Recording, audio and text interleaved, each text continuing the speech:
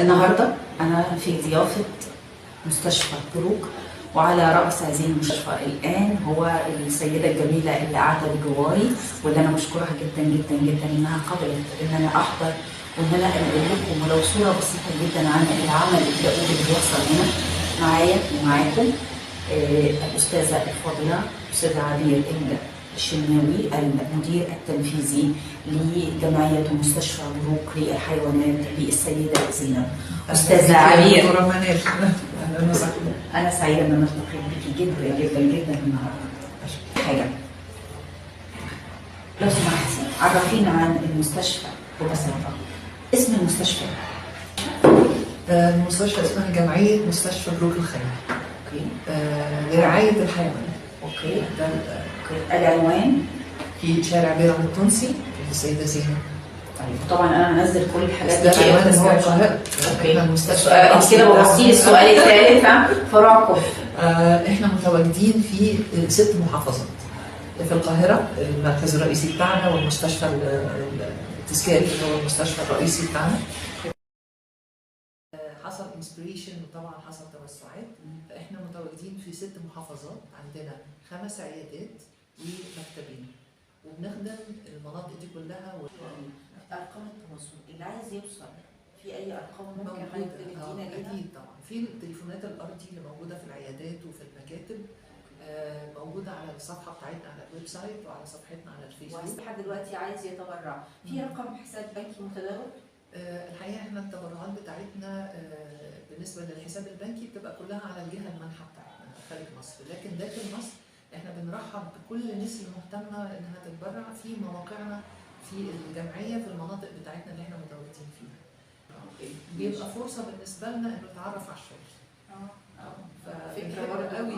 بنحب قوي ان اللي عايز يتبرع بنعمل له احنا استضافه انه يجي يشوف الحيوانات ويدخل المستشفى جوه وبعدين يبقى يتبرع.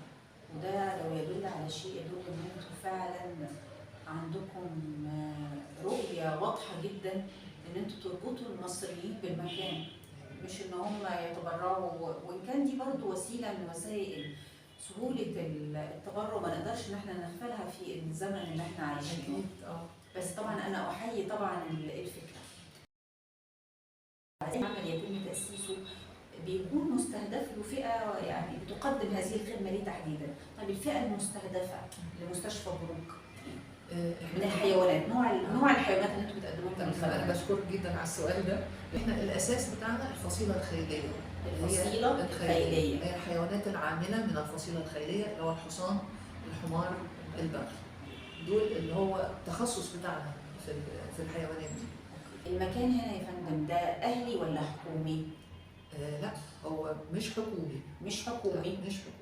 هو كجمعيه اهليه، هي طبعا احنا خاضعين لوزاره التضامن كجمعيه اهليه مصريه، على الرغم من ان الفكره بتاعتها والانشاء بتاعها كان من سيده انجليزيه. الاستاذه عبير السؤال ده لاني عايزه اسالها بوضوح شديد جدا. هل في اعانات حكوميه تقدم لحضراتكم؟ لو الاجابه هتبقى لا، يبقى احنا ازاي مستمرين ان احنا نقدم خدمه للحيوانات في ظل الازمه الاقتصاديه اللي احنا بنعيشها على مستوى العالم مش بس في بلدنا؟ فيعني جمعيه مستشفى بروك وضعها مختلف شويه عن اي جمعيات منشاه في مصر خاصه في الرفق الحيواني، لان الجمعيه من وقت انشائها كان في بروك اخرى انشئت في انجلترا، وكانت هي بتقوم بتوفير الدعم المادي للجمعيه واستمرار الاوبريشنز بتاعها. وبعدين في 2014 الممول الرسمي لينا في جميع الانشطه. احنا بنبص دلوقتي اللي هي دكتور عماد، هسجل معاه بعد قليل وهتشوفوه، بس هو يعني موجود دائما وابدا في وسط سطور المبادره، وده بيخليني اوضح لكم انا ليه اخترت مستشفى بروك انها تكون اول مكان اخطو اليه.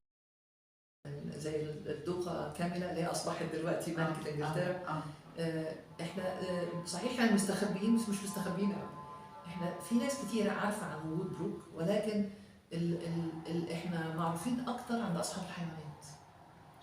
يعني انا بعتقد لو سالتي اي حد ماشي في الشارع معاه حصان او معاه حمار وقلتي له انت تعرف مستشفى بروك، يقول لك اه طبعا. يقول لك اه بروك اللي في عند بيرام التونسي عندنا حاجه، الانجليزيه.